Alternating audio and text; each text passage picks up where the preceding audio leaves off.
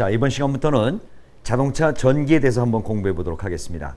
엔진과 실시 그리고 전기, 그렇게 크게 세 가지 중에서 이번에는 전기 시스템에 대해서 하나하나 살펴보는데, 가장 먼저 우리가 무슨 전기공학도는 아니지만 그래도 자동차의 기본적인 전기 장치를 만들려면 가장 기본적인 전기란 무엇인가부터 시작해서 여러분들이 상식적으로 알고 계셔야 될 내용들이 있습니다.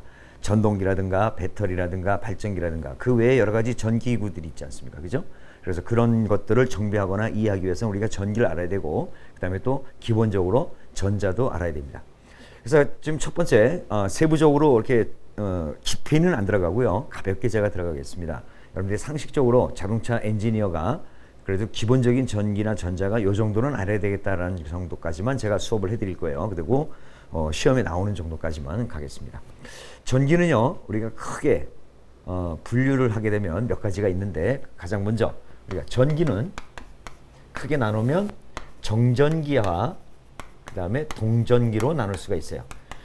정전기, 움직이지 않는 전기, 그 다음에 움직이는 전기. 그렇죠? 그래서 이 정전기는 여러분들 알다시피 우리가 이렇게 옷 벗었다 입고 막 이럴 때도 정전기 일어나고, 우리가 손으로 이렇게 하고서 정전기 일어나고, 우리 악수할 때도 사는 간에 이렇게 정전기 일어나죠. 왜? 그런 거. 그런 전기 쓸 수가 없어요. 그래서 그런 움직이지 않는 전기를 정전기라고 하고, 그 다음에 우리가 현재 사용하고 있는 모든 전기들은 다 동전기예요. 움직이는 전기야. 그래서 그 동전기에는 또 세 가지가 있습니다. 어떤 전기든지 발전되어서 나오는 전기는 다 교류예요. 교류. 플러스 마이너스가 섞여서 계속 왔다 갔다 하는 교류야. 그래서 먼저 교류를 한다. 왔다 갔다 하는 거 교류. 그래서 AC라고 합니다. 그 다음에 직류. 한쪽 방향으로만 가는 전기야. 이게 바로 직류. 직류. 우리가 DC라고 하죠. 자동차에서 쓰여지고 있는 플러스 마이너스가 구별되어져 있는 거. 이걸 우리가 DC라고 하고, 그 다음에 또 하나 있습니다. 여러분들이 우리가 쓰지 않기 때문에 여러분들이 전자 공부하신 분들 외에는 일반적인 분들은 잘 모르고 계시는 게 있는데, 맥류라는 것이 있어요. 맥류. 이건 우리가 PC라고 얘기합니다. 그래서 이 교류는 플러스 마이너스가 계속 방향이 바뀌어요. 계속 왔다 갔다 하는 게 이게 교류고, 직류는 플러스와 마이너스를 아예 딱 구별져 가지고 플러스에서 마이너스로만 전기가 흐르게끔 하는 게 바로 직류고, 맥류는 우리가 맥박이라고 하죠. 이렇게 톡톡톡톡 뛰죠. 그래서 이 전기도 텅텅텅텅텅 그리고 나가요.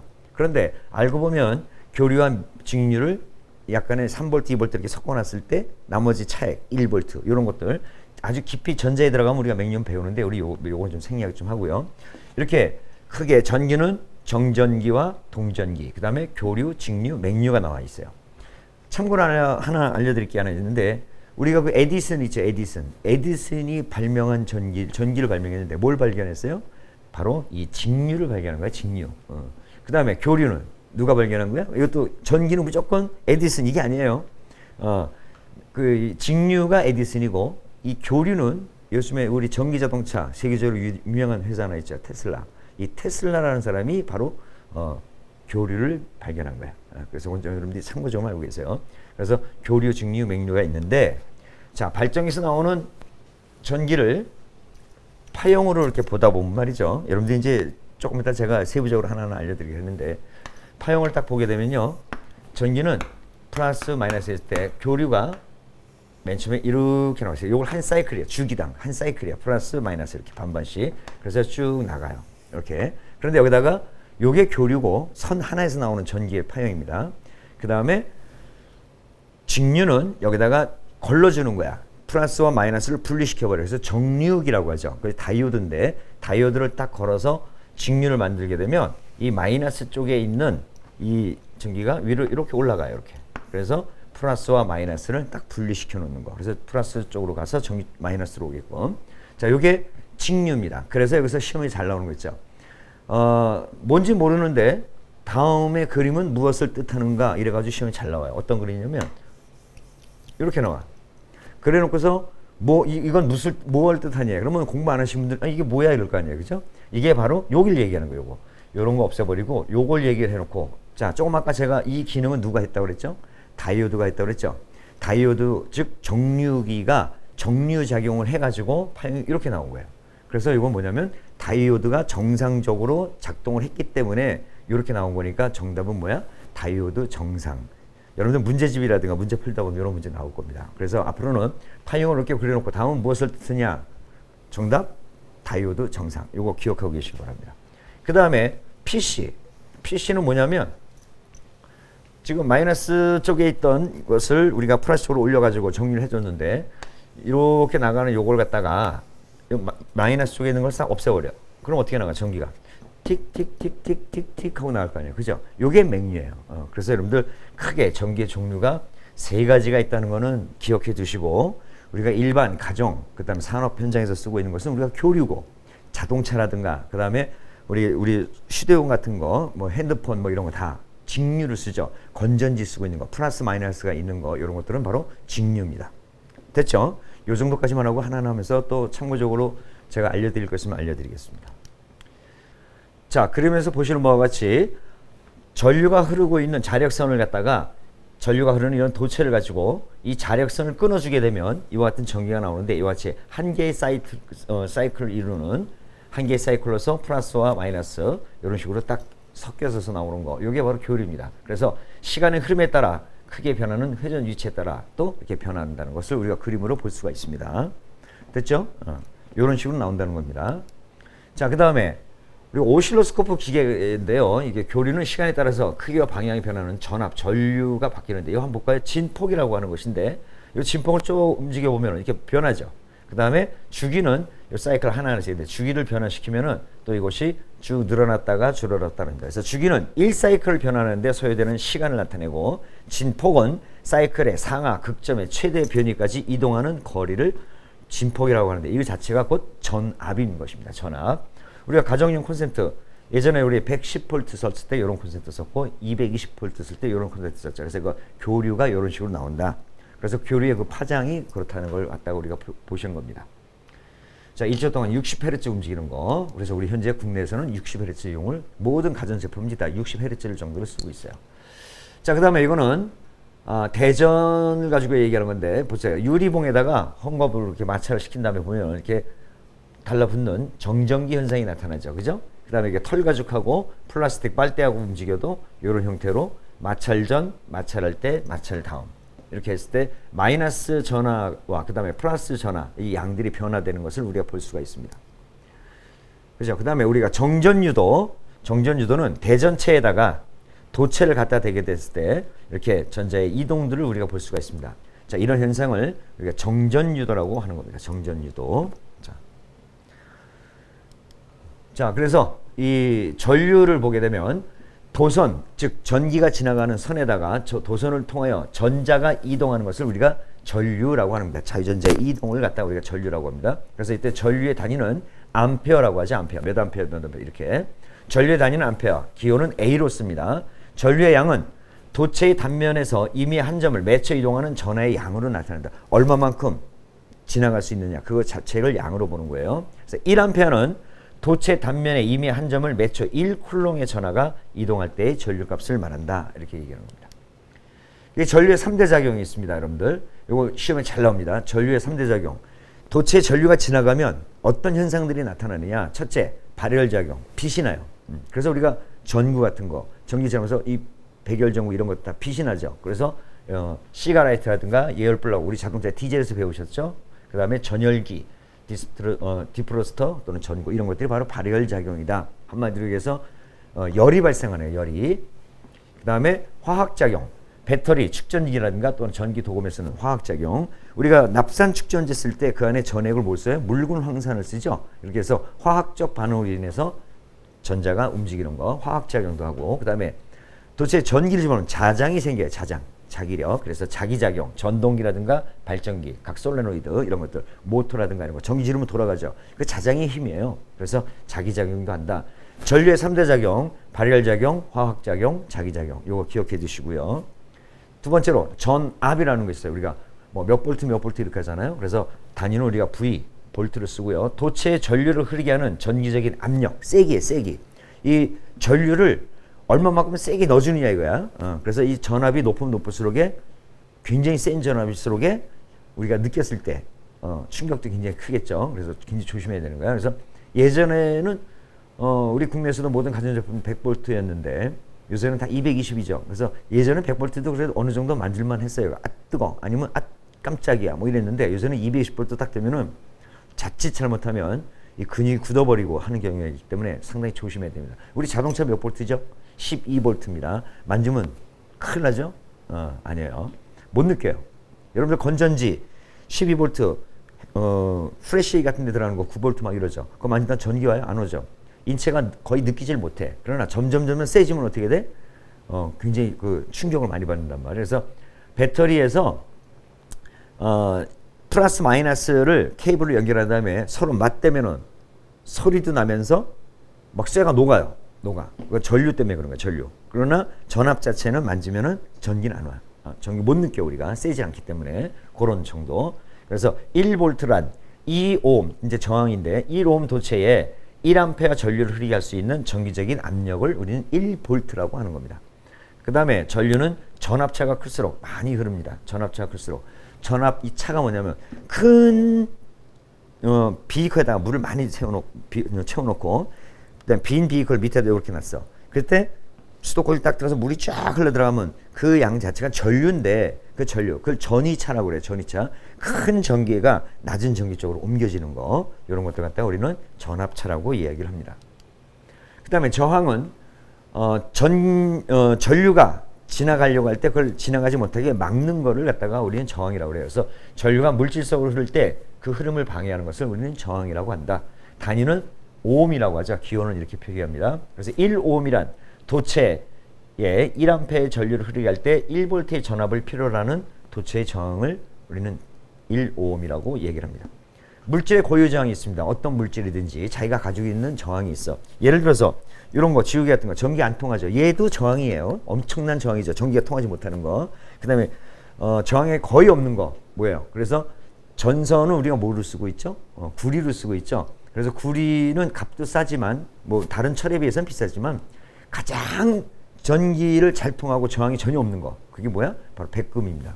근데 백금을 가지고 전선을 만들어 놓을 수는 없잖아요. 그죠? 그만큼 양도 없기 때문에 그래서 백금보다 그 다음 단계인 구리로서 쓰는 거야. 구리. 그래서 모든 전선들이 다 구리예요. 고유 저항이 굉장히 작기 때문에 전류 이동이 굉장히 좋아요. 그래서 물질의 고유 저항은 길이 1m, 단면적 1제곱미터인 도체의 두 면간의 저항값을 비교해서 나타내는 비저항을 고유 저항이라고 한다. 보통 일반 금속은 온도가 올라가면 저항이 증가합니다. 비례하죠. 그래서 금속이야. 전기가 통하죠. 근데 얘가 온도가 올라가서 뜨거우면 뜨거울수록 저항값도 어떻게 돼? 커진다는 얘기죠. 차가울 때보다는 뜨거울 때 저항이 더 커져요. 그래서 그런 거 비례한다는 거 알고 계시기 바랍니다. 저항의 종류에는 절연 저항이라는 것이 있고 접촉 저항이라는 게 있어요. 절연 저항이라는 것은 절연체의 저항을 절연 저항이라고 합니다. 절연체. 전기가 통하지 못하게 하는 물질 이런 걸 절연체라고 하고 그 다음에 접촉 저항은 뭐냐면 서로 간에 양쪽에 두 개를 가지고 서로 붙였을 때 그때 안 붙인 것만은 못 하잖아요. 그죠? 그냥 전선을 갈 때 한 손으로 쭉 가서 이쪽으로 공급해 주면 이쪽으로 나오는데 이거 부득이하게 전에 두 가닥이었어요. 그래서 여기가 붙여줘요. 근데 이 붙였다 하더라도 미세한 간극이 있잖아. 이 공기도 저항이 아니죠. 그죠? 저항이죠. 저항. 그래서 이거를 최소한 줄이는 거야. 그래서 이 접촉 저항, 접촉됐을 때의 저항을 가장 적게 할 수 있는 방법이 뭐야? 여러분들 뭘까요? 납땜을 하는 거야. 납땜. 이어주는 거야. 서로. 그래서 공기 간의 이런 접촉 저항을 최소한 줄이기 위해서 납땜을 하는 거야. 그래서 우리가 모든 기판들의 전자 부품들 다 납땜하는 거예요. 저항이 발생하지 않도록. 그래서 납땜을 하는데 그 다음에 뭐야? 꽉 조여서 접촉 최대한 줄 수 있는 거 보통 어떤 물질에다가 전선이 이을 때 볼트로서 꽉 조이죠. 조이는데 그때 면적이 넓으면 넓을수록에 그만큼 저항이 줄어들어요. 그래서 우리가 뭘 써? 와셔를 끄는 거예요. 와셔를 끼고 하게 되면 그 볼트 머리보다는 그래도 와셔의 너비가 더 넓기 때문에 저항이 그만큼 감소할 수가 있기 때문에 단면적을 증가시킨다. 그래서 그런 이야기들입니다. 도체 저항은 그 길이에 비례하고 길이가 길면 길수록에 그만큼 저항이 많아진다는 얘기고 단면적에 반비례한다. 굵으면 굵을수록에 저항은 적어져요. 그래서 그런 내용이고 도체의 단면적이 크면 저항이 감소한다. 도체의 길이가 길면 저항이 증가한다. 이 내용이죠. 이거 여러분들 암기하고 계시기 바랍니다. 자, 그 다음에 저항의 연결법이 있습니다. 연결법. 저항을 어떻게 연결하느냐. 모든 회로에는 저항을 어떻게 연결하느냐에 따라서 전압이라든가 전류라든가 그 다음에 이런 것들의 차이를 이용한 여러 가지 기능들을 갖고 있는데 그때 접속을 어떻게 할 것인가. 그렇습니다. 합성 저항은 각 저항의 합과 같다. 각 저항의 합과 같대요. 한번 보자고요. 좀 이따가. 동일 전압의 축전지를 직렬로 연결하면 전압의 개수의 배가 되고 용량은 한 개일 때와 같다. 그래서 저항 1, 저항 2, 저항 3 이런 것들 쭉 더하면은 저항값이 총 나오겠습니다. 합성 저항은 각 저항의 합과 같다. 합친다 이거죠. 자, 볼까요? 이게 뭐냐면 저항을 연결할 때 한 선에 이렇게 연결하는 거야. 그래서 같이 플러스 마이너스가 있을 때 쭉 한 폐회로 내에 저항을 서로 플러스 쪽 마이너스 쪽 플러스 쪽 마이너스 쪽 플러스 쪽 마이너스 쪽 이렇게 해서 쭉 이어버리면 이게 합성 저항이 전체 하나보다 더 크지만 전체 합성 저항이다 이거죠. 합해지는 거야 저항값은. 자, 이런 것들을 갖다가 한번 볼까요? R1, R2, R3를 갖다가 합쳤을 때 저항값인데 요거 한번 그룹으로 한번 보자고요. 요런 겁니다. 자, 보시다시피 배터리에다가 전구 이것도 저항이죠. 그죠? 하나 둘 세 개를 이와 같이 직렬로 매주는 거야. 직렬로 매줬을 때에 그렇게 우리 배터리 같은 것도 한번 보자고. 12V 배터리 플러스 마이너스 마이너스 플러스 플러스를 마이너스 마이너스 플러스 이렇게 매는 거. 이게 직렬이에요. 이렇게 매버리면 어떻게 변하냐면 직렬로 하면 12V 전압만 올라가. 그 다음에 암페어는 똑같아요. 그래서 36V 100A가 돼. 전압은 3배로 세진 거야. 3배로 세졌어요. 그래서 이거 한번 구해볼까요? 자, 이럴 때 합성 저항을 한번 구해보자고.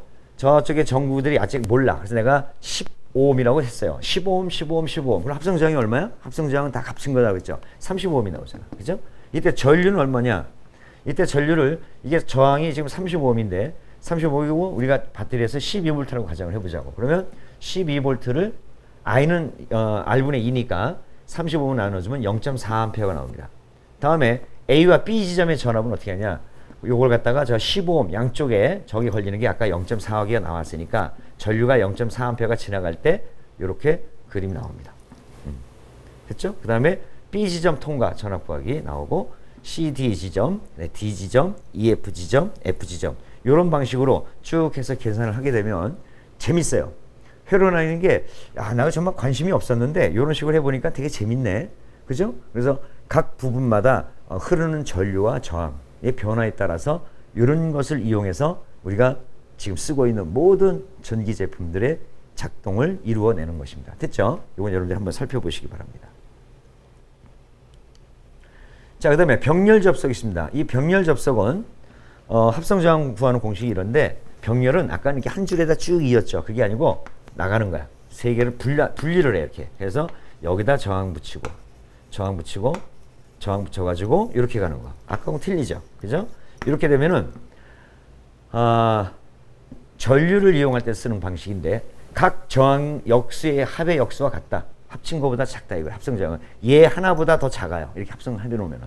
그래서 동일 전압의 축전지를 병렬 접속하면 전압은 한 개일 때 같고 용량은 개수배가 된다. 이게 뭐냐면은 우리 배터리도 2개 정도씩 쓰고 다니는 거 있죠. 그래서 그것도 한번 그림을 한번 볼까요? R1, R2, R3 그 다음에 몇 개까지 하더라도 합성 저항은 어느 하나보다도 작게 나옵니다. 보자고요. 자, 이렇게 이번엔 전구를 저항이죠. 이렇게 세 개를 병렬로 연결했어요. 그랬을 때 이것도 병렬 배터리도 한번 해볼까? 12V 100A 12V 100A 12V 100A를 플러스는 플러스끼리 마이너스는 마이너스끼리 이렇게 매주는 게 병렬이에요. 그러다 보면 여기 몇 개 나오냐면은 12V 300A가 나옵니다. 전압은 똑같고 쓸 수 있는 양만 3배로 늘어난 거야. 오랫동안 쓰죠. 그죠? 그래서 이런 것들도 한번 계산해 보자고요. 저기다가 12ohm 그 다음에 두 번째 12ohm 세 번째도 12ohm이라고 하면은 합성 저항은 얼마냐면 4ohm밖에 안 나오죠. 자, 보세요. 어느 것 하나보다 작죠. 합성 저항이 다 합쳤는데도 불구하고. 그래서 병렬 접속하게 하면 이렇게 됩니다. 가나다에 흐르는 전류 구하기 해가지고 한번 보자고요. 자, 12고 12, 12에다가 다 보면 0A 1A 나오죠. 그 다음에 나번에서는 1A 다번도 1A 그 다음에 총전류 구하는 거 12를 4로 나누게 되면 3A 나오죠. 이런 내용들 굉장히 재밌어요, 여러분들. 그래서 병렬 접속했을 때의 특성, 그 다음에 직렬 접속했을 때의 특성 이런 것들이 이렇게 달라진다는 거. 자, 그 다음에 직병렬 이제 합친 거예요. 요 하나만 보면 직렬이고 여기다가 병렬 접속을 또 하나 묶어놨어요. 이렇게 이랬을 때는 또 어떤 현상이 일어날까? 굉장히 재밌을 것 같아요. 그죠? 그래서 총 저항은 어떻게 나오냐면 나번하고 다번 합성 저항 나번하고 다번. 얘 일단 먼저 구해보자고. 얘가 15옴이고 얘가 15옴이 되게 되면 합성저항은 더 작아져요. 얼마가 나올까? 저쪽에 15옴, 여기 12옴, 12V일 때 계산을 해보면은 5옴 나오죠. 하나 합친 것보다 더 작게 나오죠. 그죠? 그랬을 때 전체 합성저항은 10 플러스 5 하면은 15옴이 나오는 거야. 이쪽에 여기 10 있잖아. 여기 5옴하고 여기 10하고 합쳐서 15옴이 나왔다 이거예요. 그 상태에서 이걸 알게 되면 가번, 나번, 다번에서 전류 및 전압이 이와 같이 계산이 쫙 됩니다. 그죠? 굉장히 재밌어요. 그 다음에 전류 및 양단의 저항 확보하기 이런 것까지 해서 여러분들이 이것도 이런 식으로 한번 넣어보니까 그래서 어떤 회로가 있을 때 저항이라든가 전류, 전압 이 차이에 의해서 여러 가지 일들이 벌어지겠구나. 여러분들이 참고하시기 바랍니다. 자, 이번에는 전기 회로에 대해서 한번 공부해 보겠습니다. 전기 회로에서 가장 기본적인 것이 바로 오음의 법칙입니다. 이 오음의 법칙은 도체에 흐르는 전류는 도체에 가해진 전압에 정비례하고 그 다음에 도체에 흐르는 전류는 도체의 저항에 반비례한다. 요거 기억해 두시기 바랍니다. 그래서 이걸 공식으로 나오는데 여러분들 산업기사 보시는 분들이든 뭐 기능사 보시는 분들이든 가장 전기에서 기본적으로 암기하셔야 될 게 바로 이 오음의 법칙입니다. I는 R분의 A, E는 IR, R은 I분의 E. 그래서 I는 도체에 흐르는 전류를 얘기하고 E는 전압, 그 다음에 R은 도체의 저항입니다. 이 내용을 한번 잠깐 보면은 자, 저는 항상 여러분들 외우기 싫으면 이렇게 외우세요. 이렇게 원형에다가 IR, E를 쓰세요. 그러면은 E는 IR, 그 다음에 R은 I분의 E, I는 R분의 E. 이거죠. 이거 기억하고 계시고요. 그래서 전압을 구하려면 갖고 오면은 이와 같이 됩니다. 그래서 전구 저항과 전압과 전류가 어떻게 이렇게 되면 전압을 구하려면 먼저 전구를 15옴에다 갖다 놨다고 보시면 이때 전압과 전류에서 전류를 20A를 놓게 되면 이 전압은 얼마가 있느냐? 이 공식에다 넣으면 되죠. 그러면 바로 나오죠. 20 곱하기 10 하면 얼마야? 200V가 나오는 거예요. 200V가. 이렇게. 그래서 여기서도 또 줄의 법칙이 있는데요. 이 줄의 법칙 P는 EI, P는 I제곱 R, 그 다음에 P는 R분의 2제곱. 이게 오음의 법칙과 거의 흡사하죠. 그래서 같이 봅시다. 그래서 전력 구하기 이와 같이 나오고 전력도 구할 수 있고 그 다음에 우리가 저항이라든가 여러 가지 내용을 구할 수가 있는 내용입니다. 여러분들 보세요. R은 I분의 2 그래서 전압이 10V고 전류가 20A일 때 저항은 0.5옴이 나온다. 전력은 10 곱하기 20 그래서 200W를 쓰게 됩니다. 이게 바로 주울의 법칙입니다. 자, 전압 강화가 있어요. 전압이 떨어지는 걸 얘기하는 거죠. 전류가 도체에 흐를 때 도체의 저항이나 회로 접속부의 접촉 저항 등에서 의해서 소비되는 전압을 우린 전압 강화라고 얘기합니다. 전압 강화는 직렬 접속 시에 아주 많이 발생합니다.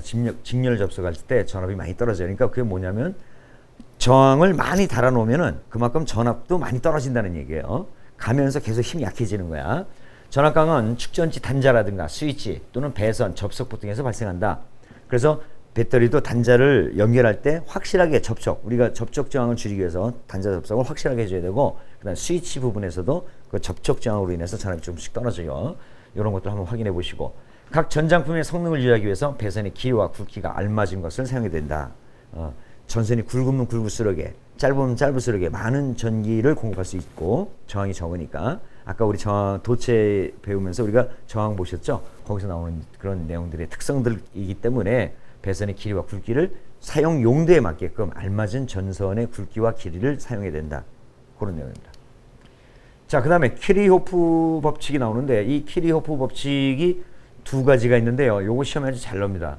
그래서 항상 그 두 가지 정도 기본적인 것만 여러분 외우시면 되는데 오음의 법칙을 발전시킨 법칙으로서 복잡한 혈에서 전류의 분포라든가 합성 전력, 그 다음에 저항 등을 다룰 때 이 법칙을 가지고 우리가 쓰는 거예요. 자, 키르호프의 제1법칙은 뭐냐면 1법칙은 이것만 외우고 계시면 됩니다. 회로 내 한 점으로 흘러들어간 전류의 총합은 나오는 전류의 총합과 같다. 여기 보시면 1이 들어간 거나 1이 들어간 거의 총합은 나온 거의 합과 같다 그 얘기예요. 이게 바로 키르호프의 제1법칙이에요. 여기에 무슨 법칙을 적용해. 그러니까 들어간 게 얼마면 나오는 것이 얼마다. 이것이에요. 바로 이게 바로 키르호프의 제1법칙입니다. 간단한 거죠. 그죠? 그래서 요 세 번째 요 내용 여러분들이 좀 암기하고 계셔야 돼요. 요거 시험 잘 나옵니다. 그 다음에 키르호프의 제2법칙. 요거는 에너지 보존 법칙입니다. 그래서 이러한 회로 내에서 일어나는 건데 요걸 한번 보자고요. 이미 한 폐회로에서 한 방향으로 흐르는 전압이 떨어지는 전압강의 총합은 발생한 기전력의 총합과 같다. 발생한 기전력의 총합과 같다 이걸. 이게 바로 키리호프의 제2법칙입니다. 그래서 기전력의 총합은 전압 강하의 총합으로 볼 수가 있다. 그런 겁니다. 그래서 제1법칙, 제2법칙 필기시험에 아주 자주 나오니까 여러분들 이거 암기하고 계시기 바랍니다. 다음에 우리가 전력이라는 말이 있어요. 전력. 전력은 전기가 하는 일의 크기를 말합니다. 전기가 하는 일의 크기. 그래서 단위는 와트라고 얘기를 하고요. 기호는 W 또는 킬로와트 이렇게 얘기하죠. 1킬로와트는 1000와트예요. 1킬로와트는 1000와트. 우리 1000분의 1.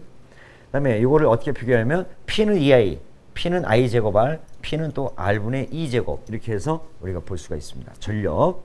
자, 와트와 마력을 본다. 마력 많이 들어보셨죠, 여러분들? 자동차에서 몇 마력 그러잖아요. 그 1마력은 말 한 마리가 1초 동안에 75kg을 갖다가 1m 들어올릴 때 걸리는 힘을 갖고 얘기하는 거야. 기준은 거기다 잡은 거야. 다시 한번 보면은 1초에 75kg을 1m 딱 들어올리는 힘. 그게 바로 1마력이에요. 그러니까 우리가 말이 그 정도를 기준을 잡았을 때 200마력이다 그러면은 그 정도의 힘을 갖고 있는 말 200마리가 동시에 쫙 끌어가지고 가는 거야. 그러니까 얼마나 힘이 좋겠어요. 그래서 마력은 기계적인 힘을 나타내는 것서 1HP 똑같이 마력입니다. 저거는 영국 불마력이라고 하죠. 영국에서 쓰는 단위가 바로 HP입니다. 그래서 1마력, 불마력. 그리고 그다음에 PS는 이건 어디서 먼저 독일에서 썼던 거예요. 그래서 1마력, PS, 1HP 똑같습니다. 이것은 75kg 파스칼 메타 퍼세크로 갑니다. 1초 동안에 1m를 75kg면 딱 들어올리는 힘. 이걸 와트로 바꾸면 736와트고 킬로와트로 바꾸면은 1000분의 1이니까 0.736kW. 1kW는 1.34마력이고 또 1.36마력. 이렇게 불마력과 영마력의 차이점이 약간 있어요. 그죠? 0.02 정도의 차이가 납니다. 이런 것들도 여러분들 참고로 알고 계시기 바랍니다. 자, 이런 걸 왜 하느냐? 좀 더 세부적으로 들어가서 막 공부하다 보면 이제 계산 문제들이 복잡한 계산 문제들이 나와요. 근데 그럴 때 이런 것들을 많이 활용을 합니다. 근데 여러분들 산업기사하고 기능사 뭐 이렇게 공부하시는 분들 너무 걱정하지 마세요. 우리가 누굽니까? 우리 계산 문제 되게 싫어하죠. 그죠? 계산 문제 되게 싫어해. 공학용 계산기 갖다 줘도 못해요. 그냥 귀찮아. 그런데 여러분들 보세요. 필기시험에서 문항이 예를 들어서 60문제 나와서 우리가 36개, 60문제 맞으면 합격이죠. 그죠? 그런데 그러면 36개만 다 맞으면 될까? 그렇다고 계산 문제가 24개 나오는 거 아니잖아요. 그죠? 그거 다 떨어져도 그 24개가 나오더라도 그거 다 떨어져도 붙어. 그런데 통상 계산 문제가 많이 나와봐야 4문제에서 한 5문제 정도 아주 많이 나와야 거기에 막 신경 쓰고 고민하고 이러지 말아야 돼. 차라리 그거 되지도 않는 계산 문제 배우려고 막 그러지 마시고요. 차라리 그거 가지고 암기 과목하고 이해 과목에서 더 이해를 하세요. 공부를 하세요. 그게 더 낫습니다. 그러니까 이거 제가 가르치는 사람 입장으로서 공부하지 마시라는 게 아니고 효율적으로 보자 이거 효율적으로. 그래서 계산 문제는 기본적인 거. 제가 여러분들한테 수업을 할 때 요건 꼭 알고 계십시오라는 그 정도 수준까지만 알고 계시면 됩니다. 그래서 이런 거는 그때 활용할 때 한번 많이 이용한다. 기억해 주시기 바랍니다. 자, 전력량. 조금 전에 배웠던 전력량. 전력이 어떤 시간 동안에 한 일의 총량을 우리는 전력량이라고 합니다. 전력량은 전력과 사용 시간에 비례하고, 그렇죠? 시간이 길면 길수록 전력을 많이 쓰면 많을수록 비례하는 점점 같이 커지는 거야. 전력량은 전력에 사용한 시간을 곱한 것으로 나타낸다. 그래서 W는 PT, W는 I 제곱 RT에서 이런 내용입니다. 이것도 그냥 참고만 하시기 바랍니다. 자, 이렇게 해서 전기의 기초적인 걸 갖다가 제 1부를 마쳤습니다. 잠시 후에 뵙겠습니다.